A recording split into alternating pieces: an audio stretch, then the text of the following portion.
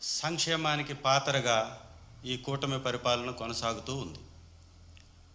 ఎందుకు ఈ మాట అంటున్నామంటే 6 నెలల్లో దాదాపు 50,000 కోట్ల రూపాయలు చేసి అప్పులు ఒకవైపు కనపడుతుంటే ఈ అప్పుల వలన ఏమన్నా సంక్షేమానికి పెద్దపీట వేస్తారా అని చూస్తే వారు ఈ సెషన్లో ఇచ్చినటువంటి ఆ బడ్జెట్ ప్రసంగంలో కానీ బడ్జెట్ పేపర్లో కానీ ఎక్కడా కూడా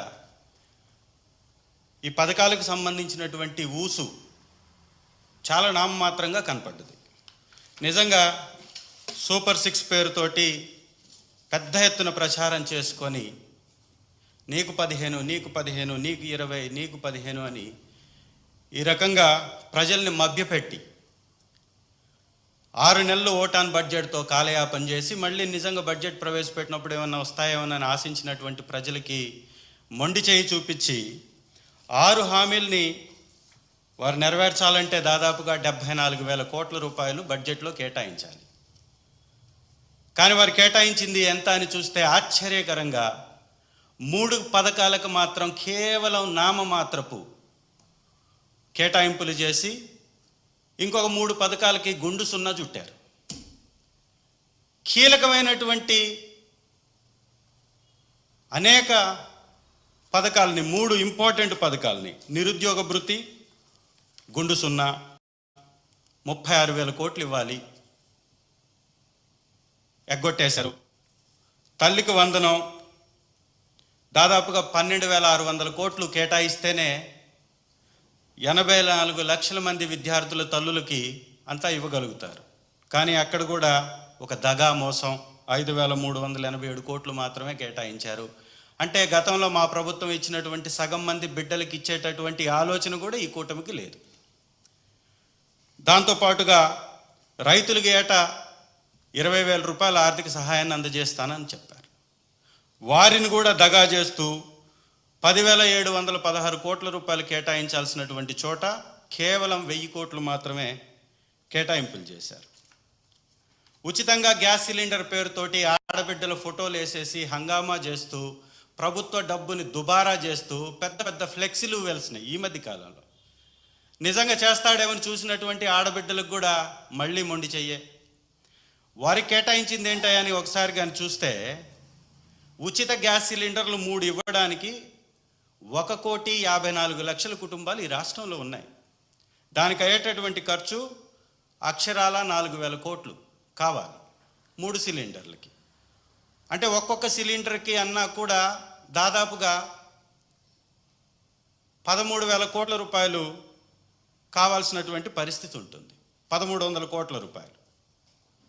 కానీ వారు కేటాయించింది ఎంత అని చూస్తే 895 కోట్లు. అంటే ఒక సిలిండర్ కూడా ఇచ్చేటటువంటి ప్రసక్తే లేదనేది స్పష్టంగా కనపడుతుంది.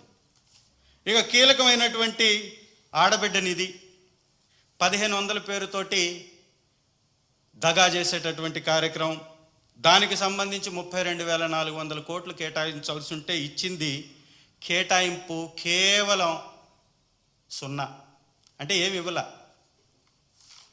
ఉచిత బస్సు, ఇది కూడా పెద్ద బుస్సు అనే విధంగా ₹1 కూడా దీనికి కేటాయింపే చేయలేదు. అంటే ఈ రకంగా సంక్షేమానికి పూర్తిగా పాతర వేసినటువంటి పరిస్థితి కనపడుతుంది. ఇంకొక వైపును చూస్తేమో అప్పులు ఒక సంవత్సరానికే 68,000 కోట్ల రూపాయలు అప్పు చేస్తామని స్పష్టంగా బడ్జెట్లోనే ప్రకటించడం జరిగింది. అంటే గత ప్రభుత్వంలో ఇచ్చినటువంటి పథకాల డబ్బు ఏమైపోయింది? గత పరిపాలనలో అందుకున్నటువంటి కుటుంబాలు ఏమైపోవాలి? సో ఈ ఒక రకమైనటువంటి దగా చేస్తూ బడ్జెట్ ప్రసంగంలోనే వారు దొరికిపోయారు దొంగలు. అయితే ఇంకొక ఇంపార్టెంట్ విషయాన్ని కూడా వారు దాటవేసేటటువంటి ప్రయత్నం చేస్తూ ఉన్నారు. ఈ మధ్య కాలంలో చూసాం డిప్యూటీ చీఫ్ మినిస్టర్ గారు హోంమంత్రి గారిని ఏ విధంగా వారిని మాట్లాడారో, ఈ రాష్ట్రంలో ఉన్నటువంటి పరిపాలన ఎంత అరాచకు నియంత పరిపాలన ఈ రాష్ట్రంలో కొనసాగుతుందో వారి మాటల్లోనే మనకు అర్థమైంది. ఈరోజు ఈ పథకాలన్నీ ఎగ్గొట్టేసి ప్రజల్లో వచ్చేటటువంటి వ్యతిరేకని ఎదుర్కోలేక ఈ పథకాల మీద మాట్లాడేటటువంటి ప్రతి ఒక్క గొంతుని నొక్కేయాలనేటటువంటి ఆలోచనతోటి ఒక నియంత పోకడ, ఒక నిర్బంధ ప్రభుత్వాన్ని కొనసాగిస్తూ యువకుల మీద విపరీతమైనటువంటి ధోరణిలో కేసులు పెడుతున్నారు. యాక్చువల్గా వారికి 41A నోటీస్ ఇచ్చి పంపించేటటువంటి కేసుల్లో కూడా అరెస్టులు పెట్టి 24 గంటల లోపల మెజిస్ట్రేట్ ముందు హాజరుపరచాల్సి వస్తుందని ఒక్కొక్కరికి 4-5 చోట్ల పోలీస్ స్టేషన్స్లో కేసులు పెట్టించి ఈ 24 గంటలు గడవక ముందే ఇంకొక పోలీస్ స్టేషన్లో సబ్మిట్ చేస్తూ, అక్కడ గడవక ముందు మళ్ళీ ఇంకొక పోలీస్ స్టేషన్కి తీసుకెళ్తూ వారిపై విచక్షణారహితంగా దాడి చేస్తూ, వారు పెట్టనటువంటి సంతకాలను పెట్టినట్టుగా చూపిస్తూ, వారు ఇవ్వనటువంటి వాంగ్మూలాన్ని ఇచ్చినట్టుగా వారిని దబాయించి సంతకాలు పెట్టించుకుంటూ అడ్డంగా దొరికిపోతున్నారు.